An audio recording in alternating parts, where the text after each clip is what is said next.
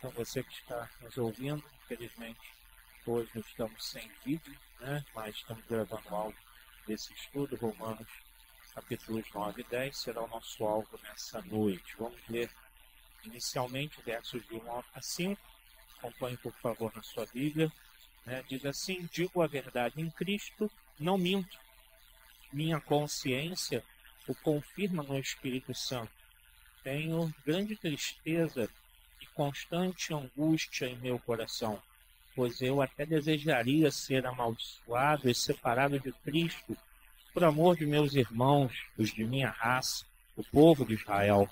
Deles é a adoção de filhos, deles é a glória de vida, as alianças, a concessão da lei, a adoração no templo e as promessas. Deles são os patriarcas, e a partir deles se traça a linhagem humana de Cristo, que é Deus acima de todos, bendito para sempre. Amém. O Senhor nos abençoe rica e abundantemente, que a igreja diga amém. Pode se assentar, tome o seu lugar, por favor. Bem, Paulo continua aqui discorrendo, e aos poucos ele está avançando nessa questão que a gente tem falado desde lá do início, né? O alvo de Paulo era justamente resolver esses embates que estavam acontecendo entre judeus, romanos, que haviam se convertido, e cristãos gentios, que haviam se convertido. A gente tem que sempre focar lá na época, voltar lá para trás. Não tinha templo físico, as reuniões deles, basicamente, a princípio, eram nas sinagogas, e Roma tinha várias e várias sinagogas espalhadas.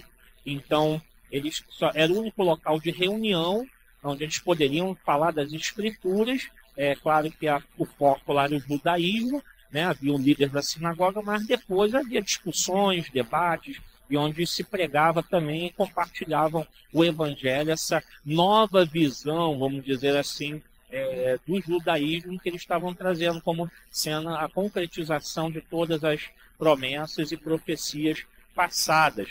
Mas começa a haver um problema, né? Os judeus se acham melhores e acham que eles que são salvos. E os gentios não, que eles são uma sub-raça. E Paulo começa a mostrar que não existe essa diferenciação.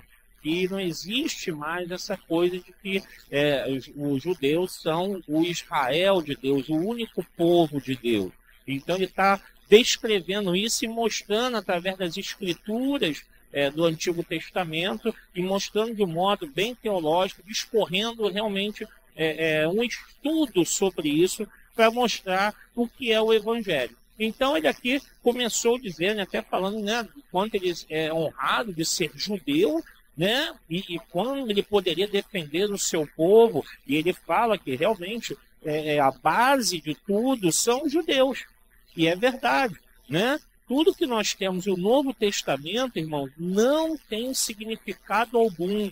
Ele perde a sua essência se ele não for estudado à luz do Antigo Testamento.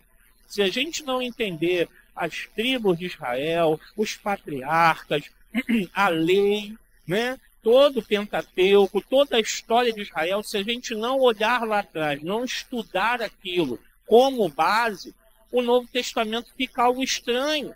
A gente começa a olhar para isso e falar, peraí, não tem sentido, né? Muitas frases, muitas coisas, porque está tudo conectado lá. Então ele fala, realmente, os judeus são a base.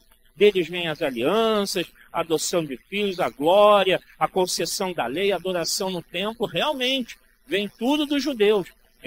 Paulo não está negando isso, né? Isso é importante, porque muitos podem, não, esquece o judaísmo, esquece os judeus. Paulo fala, não, peraí, tudo começou com eles, inclusive a linhagem messiânica. Cristo veio da onde? Dos judeus. Cristo era um judeu. Então a gente não pode anular isso, né?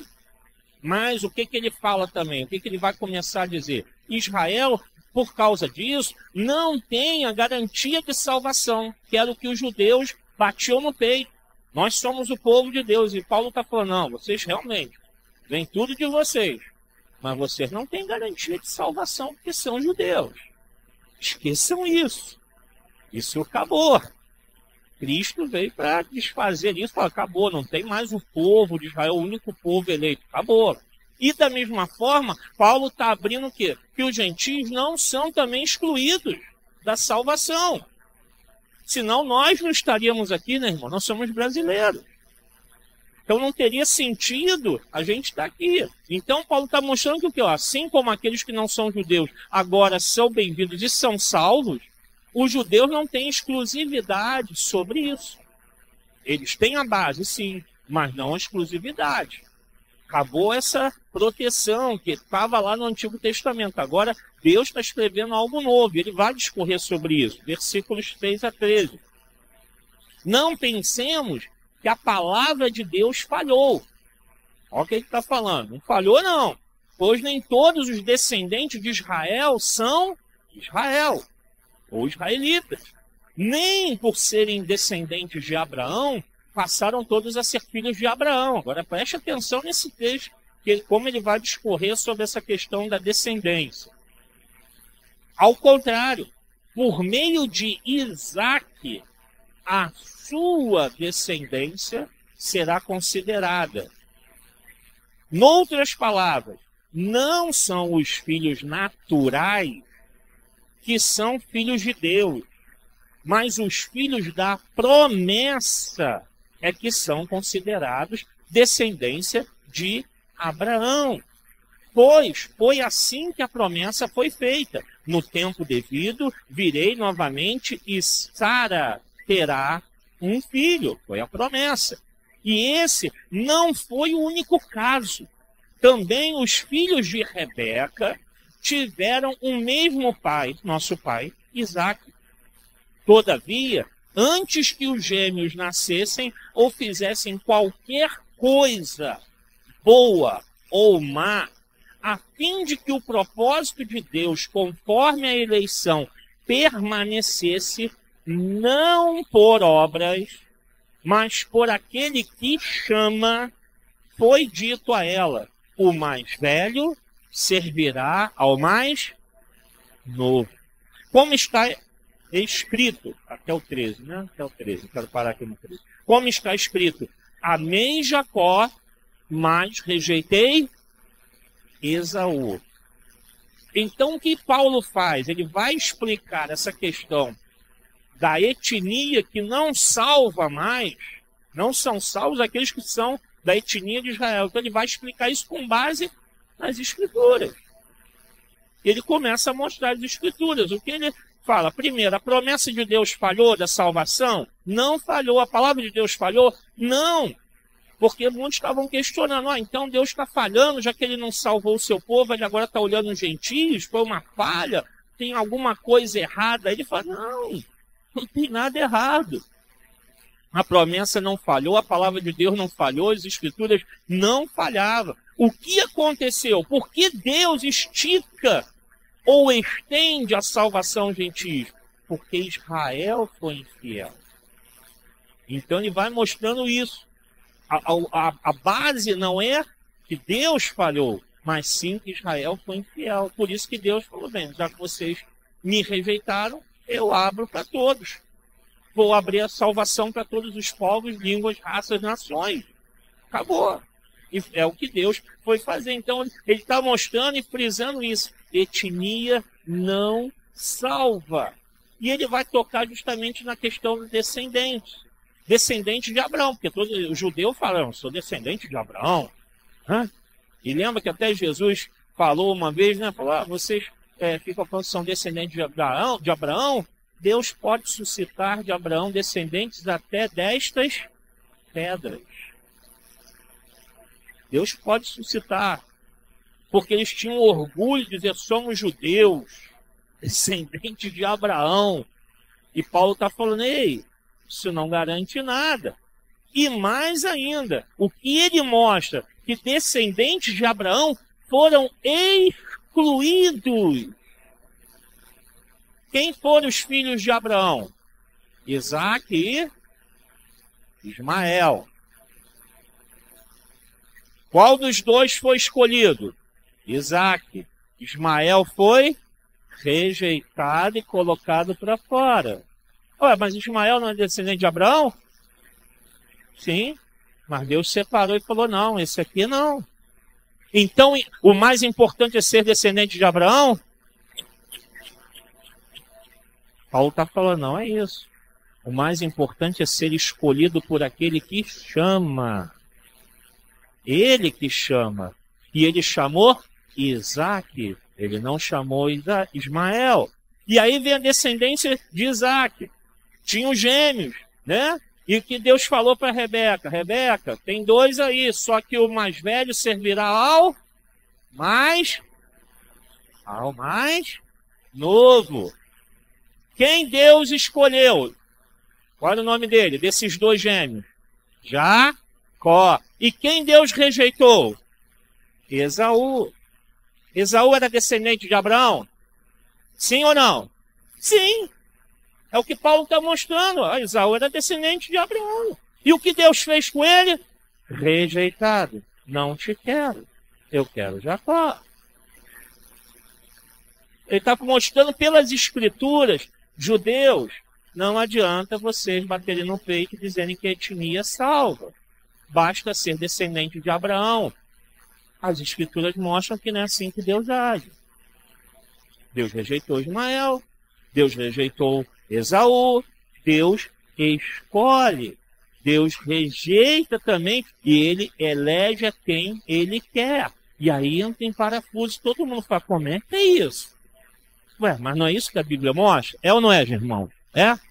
Não está lá escrito que Ismael e Esaú foram rejeitados? Que Isaac e Jacó foram eleitos por Deus? Sim. Então não é só pela descendência. Então Paulo está já cortando o primeiro argumento dele. Basta ser descendente de Abraão para ser salvo. Paulo fala, negativo. As escrituras não me dizem, não, você está inventando. Não, não estou inventando nada, está lá. Está nas escrituras. Então não há como discorrer sobre isso. Ele encerra aqui o versículo 13, como está escrito, amei Jacó, mas rejeitei Esaú. Então ele pode rejeitar um judeu de nascença? Sim ou não? E ele pode eleger um judeu de nascença? Sim ou não? Sim. Ele pode rejeitar um gentio, ou seja, de qualquer outra nacionalidade? Sim ou não? Ele pode escolher e salvar um gentio de qualquer nacionalidade? Sim ou não? Então depende da pessoa ou de quem escolhe? De quem escolhe. 14 e 18. Aí que Paulo vai falar sobre a soberania de Deus. E aí, irmão, já começa esse, vai trazendo isso para a nossa vida e para o evangelho em si. Não é a pessoa que escolhe ser salva. Fulano de tal, né? Não tem força de vontade. Fulano de tal, ele não quer ir para a igreja. Não é a pessoa. Quem salva é Deus. Se Deus rejeitar alguém, você pode orar por ele, você pode jejuar por ele, você deve fazer isso. Porque a gente não sabe quem é salvo e quem não é. Mas se Deus quiser rejeitar, essa pessoa será rejeitada. E ponto final. Não depende da gente. Não depende da pessoa. Depende de quem escolhe. Quem escolhe é Deus. E aí que Paulo agora vai entrar no aspecto da soberania dele.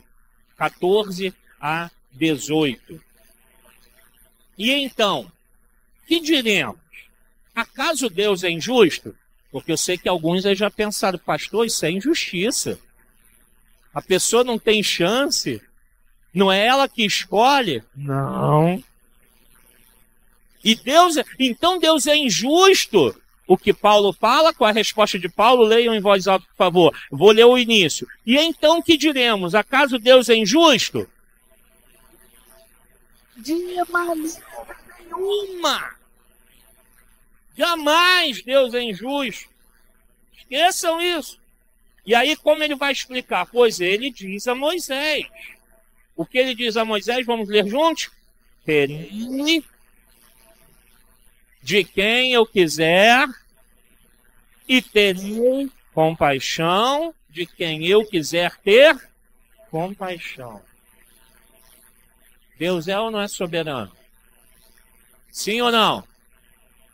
Se ele quiser manter alguém condenado ao inferno, ele pode? E se ele quiser salvar, ele pode? Ele é soberano. Mas espera aí, pastor, ainda estou achando isso é injusto. Tem gente tão legal, pastor, pessoa tão boa, e Deus vai condenar. Por que Deus faz isso? Vamos ver. Paulo não esqueceu da tua dúvida, não. Ele vai explicar, ó. Portanto, isso não depende do desejo ou do esforço humano. Isso depende do quê? Da misericórdia de Deus.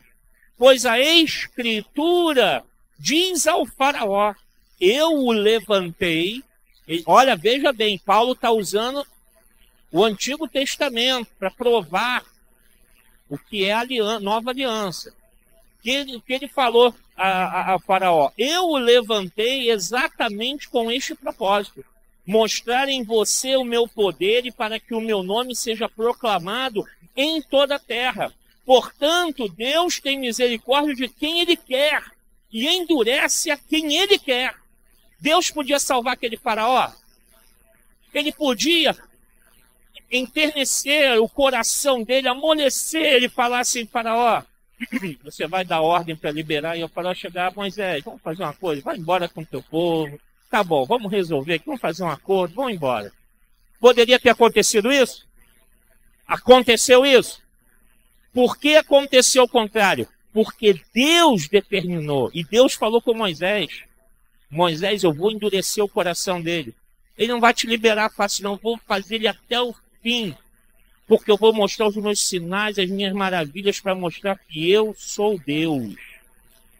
Ele não vai se render, porque eu quero mostrar a minha glória em toda a terra. E quando eles chegam na terra de Canaã, aqueles povos falam para Josué e o povo de Israel, nós ouvimos falar do que o Deus de vocês fez com os egípcios.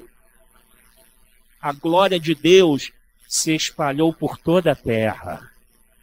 Então, Deus endurece e Deus também amolece.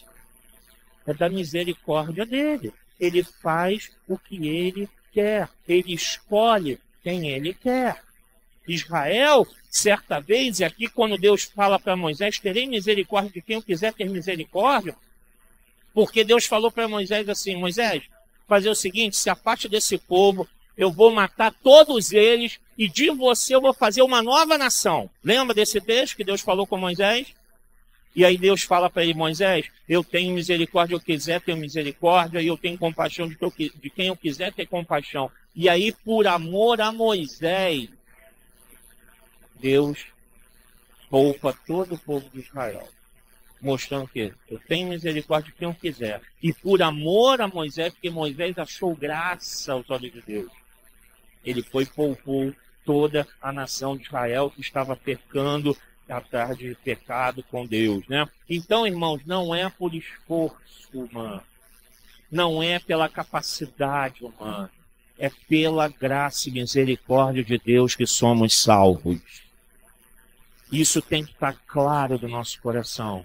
E quando você evangelizar alguém, quando você orar por alguém, saiba que não é pela sua oração, não é pelo seu esforço, não é pelo esforço da pessoa, não é porque ela é mais boazinha, porque ela é uma boa pessoa, ela merece ser salva. Ninguém merece salvação. Todos nós merecemos a condenação eterna, e Paulo vai discorrer sobre isso em outro momento. Mas o que ele está mostrando, judeus, esqueçam isso, porque Deus ele é soberano para salvar e para condenar quem ele quer. E o faraó foi o grande exemplo disso. Ele salva e condena quem ele quiser. Versículos 19 a 29. Mas algum de vocês me dirá, então por que Deus ainda nos culpa? Pois quem resiste à sua vontade? Agora que vem, quem ainda estava achando que é muito injusto, vamos lá. Mas quem é você, homem? Contigo aí, ó. Você que está achando que é injusto. Ah, Deus, isso é injustiça, pastor. A pessoa não tem poder de escolha, isso é injusto, pastor. Quem é você, homem, ó mulher? Quem é você para questionar a Deus? Acaso aquilo que é formado pode dizer ao que o formou: por que me fizeste assim? Pode. Já viu alguém fazer alguma coisa, o cara vai e faz um móvel, o móvel olha para ele assim: ei, tu me fez cadeira, eu quero ser mesa. Não tem isso. Por que me fizeste assim? Versículo 21, o oleiro, e aí ele vai usar uma profissão, né, muito conhecida. O oleiro, ele não tem direito de fazer do mesmo barro, tudo é barro, mas ele faz vasos para fins nobres, né, para botar uma planta, para ornamentar uma casa, e faz outros para usos desonrosos. Né? Naquele tempo não tinha banheiro, irmão. Não tinha rede de esgoto. Não tinha. E aí fazia-se alguns vasos para você colocar os dejetos humanos. Vasos para uso desonroso. Quem escolhe para onde o vaso vai ser colocado? É o vaso ou é o oleiro? O oleiro. Ele está usando um argumento muito simples. 22. E se Deus, querendo mostrar a sua ira e tornar conhecido o seu poder, suportou com grande paciência os vasos de sua ira preparados para a destruição? Quer dizer, se ele fez isso para tornar conhecidas as riquezas de sua glória aos vasos de sua misericórdia, que preparou de antemão para a glória, ou seja, a nós, a quem também chamou, não apenas dentre os judeus, mas também dentre os gentios. Como ele diz em Oséias, usando mais uma vez o Antigo Testamento: chamarei meu povo a quem não é meu povo, e chamarei minha amada a quem não é minha amada. E, ele também fala, acontecerá que no mesmo lugar em que se lhes declarou: vocês não são meu povo, eles serão chamados filhos do Deus vivo. Isaías exclama com relação a Israel: embora o número dos israelitas seja como a areia do mar, apenas o remanescente será salvo. Olha o que Isaías já profetizou. Nem todos de Israel serão salvos, apenas um remanescente. Ou seja, Deus condena uns e salva outros. Ele escolhe quem ele quer.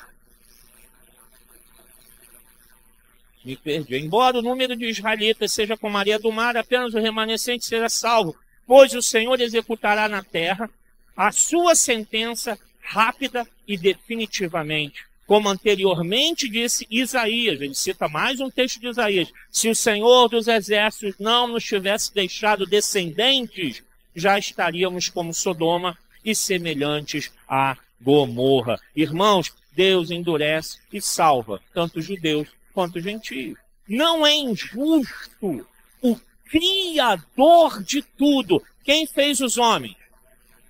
Quem, irmão? Quem criou a raça humana? Ele pode fazer o que ele quiser com a raça humana? Sim ou não? Sim.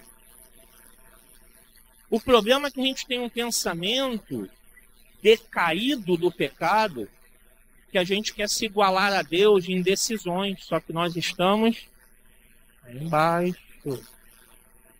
Nós somos criaturas. Paulo vai usar o exemplo do oleiro. O oleiro pega o mesmo barro, faz vasos de honra e outros de desonra. Deus pega o barro, faz a raça humana. Alguns ele determina que sejam para desonra e outros para a honra do nome dele. Quem escolhe? O Criador. Ele pode fazer isso? Ué, quem criou? A gente se criou? A gente cria os nossos filhos? Quem dá vida aos filhos? Eles não são nossos, irmãos.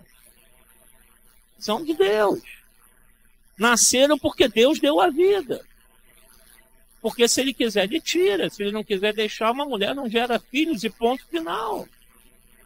Tudo pertence a Deus. Então ele faz o que ele quer. Então não é injusto o Criador fazer o que quer com a sua criação. É o que Paulo está mostrando, baseado onde? No Antigo Testamento, nas Escrituras. Mostrando judeus. Não é assim que funciona. Tira essa ideia da etnia. A eleição não é étnica. Não é. Não é só pela descendência judaica. O Antigo Testamento mostra que Deus teria um remanescente salvo. E os gentios seriam eleitos. Ele escolhe quem ele quer. Então, Romanos, se tem aí gentios sendo salvos, é porque Deus está salvando. E se tem judeus sendo rejeitados, é porque Deus está rejeitando. Mas tem judeus também sendo salvos, é porque Deus está salvando. E tem gentios sendo condenados, é porque Deus está condenando. Então parem de ficar brigando um com o outro, porque não é o gentio nem o judeu que resolve essa questão. Quem resolve isso é o Criador de todos. Não. Resolvida a questão. Parem de ficar brigando entre vocês. E apenas preguem o evangelho da salvação. O resto é com o Criador. Porque ele tem misericórdia de quem ele quer, ele tem compaixão de quem ele... Verso 30. Até que o finalzinho do capítulo 9, que ele vai emendar no capítulo 10, falando ainda sobre isso. Que diremos então? Os gentios que não buscavam justiça, a obtiveram uma justiça que vem da fé. Mas Israel, que buscava uma lei que trouxesse justiça, não a alcançou. Por que não? Porque não a buscava pela fé, mas como se fosse por obra. Eles tropeçaram na pedra de tropeço, como está escrito. Mais uma vez ele vai usar o Antigo Testamento. Eis que ponho em Sião uma pedra de tropeço e uma rocha que faz cair. E aquele que nela confia jamais será envergonhado. Vamos dar uma paradinha aqui para depois a gente ir até o versículo 4 do capítulo 10. O que Paulo está dizendo? Sabe o que salva? Não é etnia. Não é porque vocês, judeus, guardam a lei. Porque eles falam, não, nós guardamos a lei. A lei é nossa, nós guardamos desde criança. Nós temos a lei do Senhor no nosso coração. Então nós somos o povo eleito, serão salvos. Paulo está falando negativo. O que salva é a fé. Porque o gentio não tinha lei. E Deus está salvando o gentio. De que forma? Pela fé. É a fé que salva. Qual é a falha? Guardar a lei por esforço. Esse era o erro dos judeus. E nisso nós podemos falhar. De achar que pelo nosso esforço a gente pode conquistar a salvação ou garantir a salvação. Não é o esforço. Paulo está falando, não é porque vocês se esforçam em guardar a lei, em praticar tudo nos detalhes da lei. Não é por isso que vocês são salvos.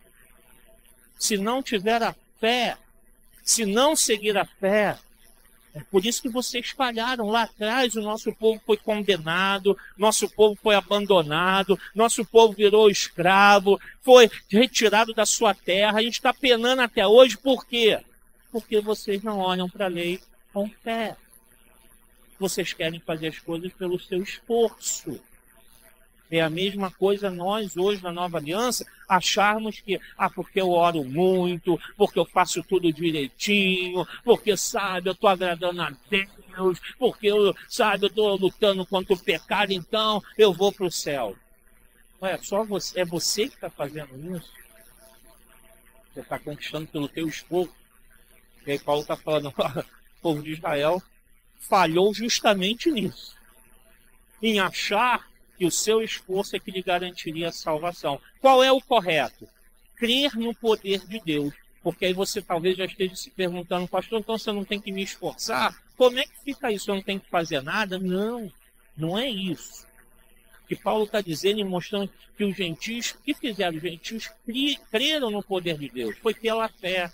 Eu tenho que olhar para a lei, para o evangelho, e saber que é o poder de Deus, que eu vou crer nele, eu creio que esse poder é que vai operar na minha vida para que eu possa dar frutos de uma vida transformada pelo Senhor.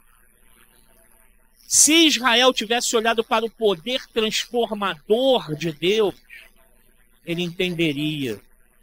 Mas eles não creram. Eles só olhavam o seu esforço, o que eu faço. E não é isso. Eu tenho que olhar pela fé. E aí sim haverá uma reação positiva à graça de Deus. Se eu creio que é possível viver como Deus quer, e eu sei que só um milagre da graça e misericórdia de Deus, eu falo, Senhor, opera o teu milagre em mim. E aí, essa resposta positiva de entrega é que faz o poder de Deus operar na minha vida e me levar a viver uma vida santa. Não é o meu esforço. Não é porque eu sou melhor. Ou eu creio que Deus é poderoso para fazer isso em mim, ou eu não creio. Ou então eu vou ficar igual aos judeus, acreditando que é pelo meu mérito, pela minha força. Qual é a mensagem da lei? É a fé. A mensagem da lei é a fé. Não tem outra mensagem. A lei mostra que é preciso crer no poder de Deus, aponta para Deus. E o que Paulo está dizendo aqui? Ele repete o texto do Antigo Testamento. Eis que põe em Sião uma pedra de tropeço. Que pedra de tropeço é essa? Que rocha de tropeço, essa rocha que faz cair? Que pedra é essa? Que rocha é essa que Deus pôs em Israel? Justamente a lei. Essa pedra, essa rocha é a lei. Quem tropeça? Quem cai? Aquele que não tem fé. Aquele que só olha o seu próprio esforço. Para quem olhar para a Bíblia, quem olhar para o Evangelho, para a lei de Deus, sem crer no poder de Deus, ele vai tropeçar, ele vai cair, ele vai ser envergonhado.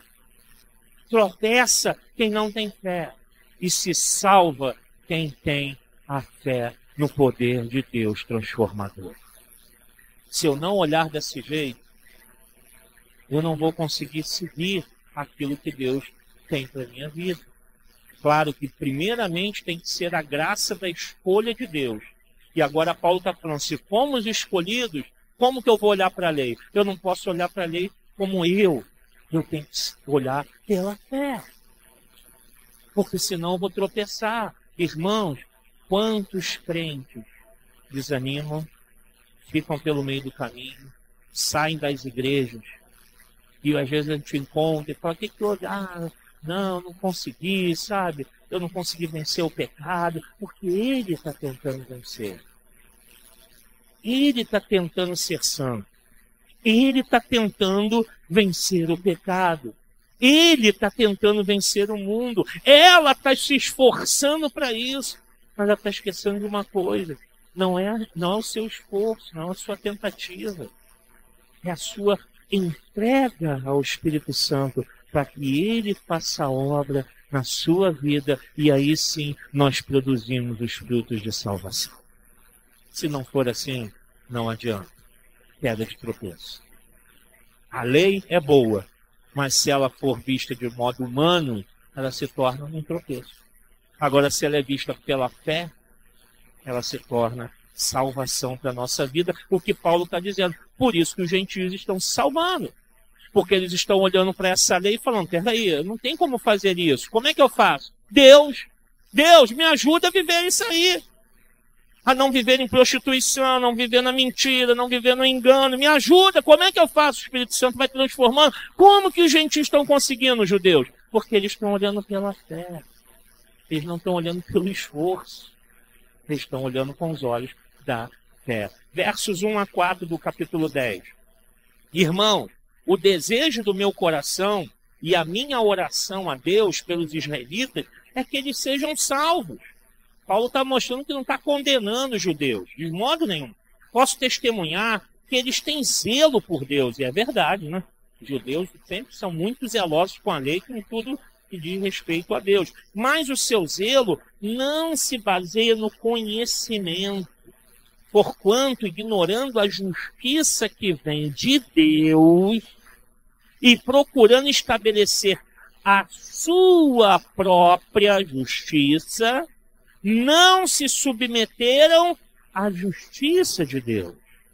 Porque o fim da lei é Cristo, para a justificação de todo o que crê. O objetivo da lei? Cristo. Ou seja, qual o alvo da lei? Cristo.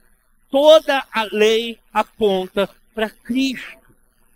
O que Paulo está dizendo é isso: se vocês não olharem para Cristo, vocês não entendem a lei. Se a gente não olhar para Cristo, a gente não entende o Antigo Testamento. É uma ligação que tem, é a conclusão da obra de Deus, da aliança de Deus com aquele que está sendo salvo. Esse é o objetivo da lei, chegar a Cristo Jesus. Agora, vocês podem usar do modo errado, como já fizeram os seus antepassados. O que eles fizeram? Obter a justiça por esforço próprio. Eu me esforço, eu me dedico, eu faço tudo certo, então, eu vou ser salvo. Lembra de Cristo contando aquela historinha, aquela parábola? Aquele homem que chegou, né, no santuário, eu dou dízimo, eu oro tantas vezes, eu jejuo, falando bem alto, para todo mundo ouvir. E lá num cantinho escondidinho, estava aquele homem que já era perseguido pela nação, cobrador de impostos, batendo no peito, falando: Senhor, tem misericórdia de mim.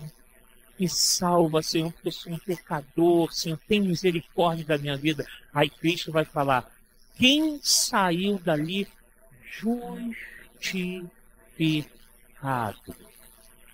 O que fez pelo seu esforço? Quem foi justificado foi aquele que se humilhou e falou: Senhor, preciso de um milagre para que eu seja salvo. Ele reconheceu que a justiça vem de cima, não de baixo. Em tudo que a gente faz na nossa vida cristã. Então, a lei tem dois caminhos. Ou eu vou usar a Bíblia do modo errado, ou seja, meu esforço, meu mérito, eu posso fazer isso, produzir a minha própria justiça. Ou eu vou usar a justiça de Deus, que é a fé em Jesus.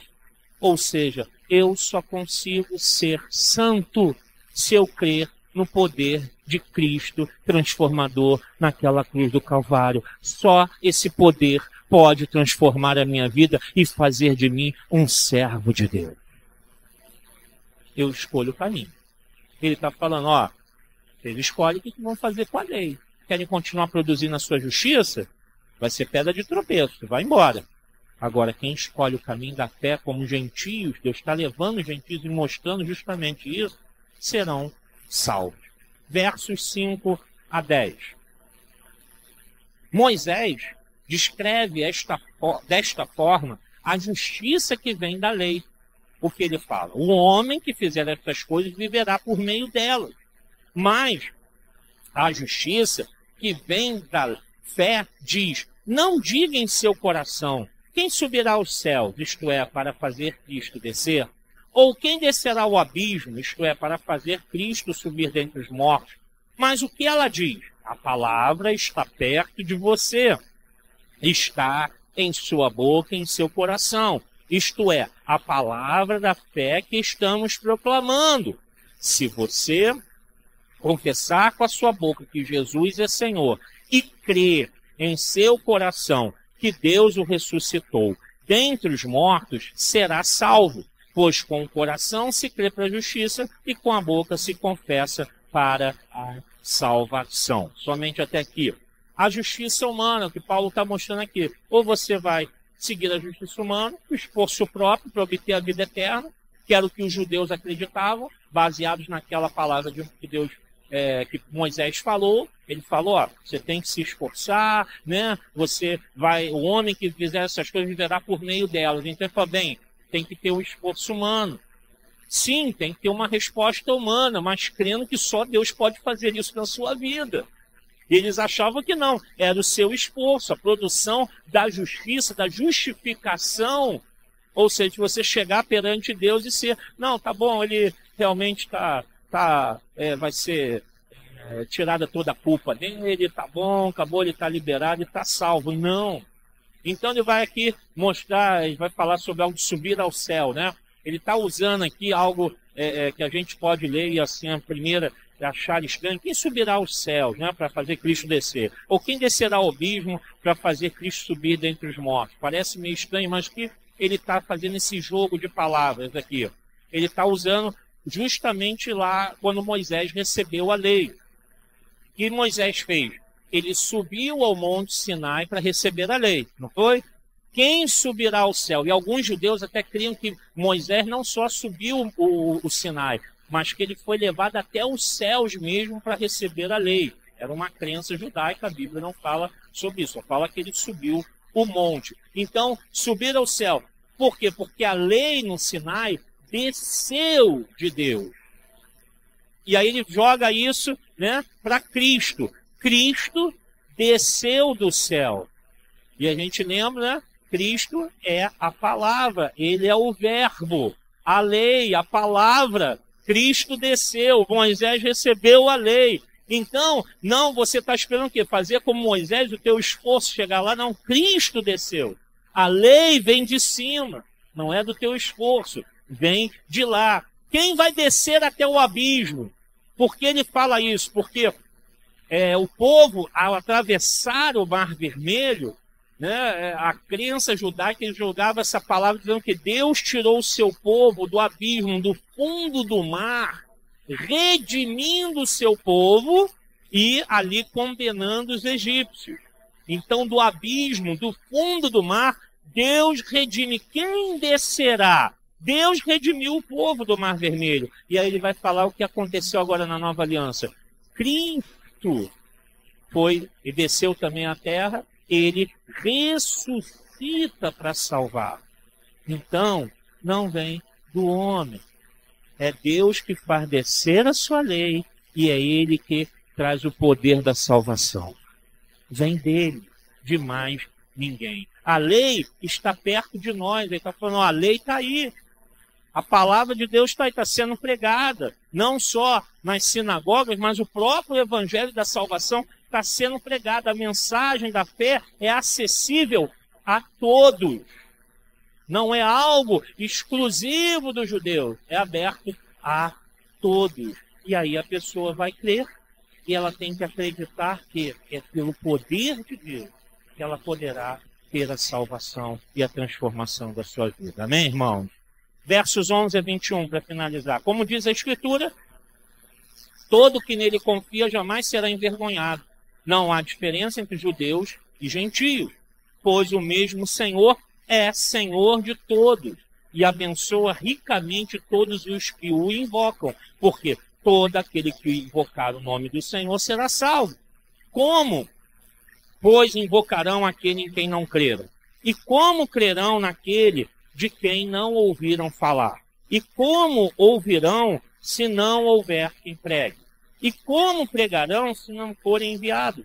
Como está escrito, como são belos os pés dos que anunciam boas novas. No entanto, nem todos os israelitas aceitaram as boas novas.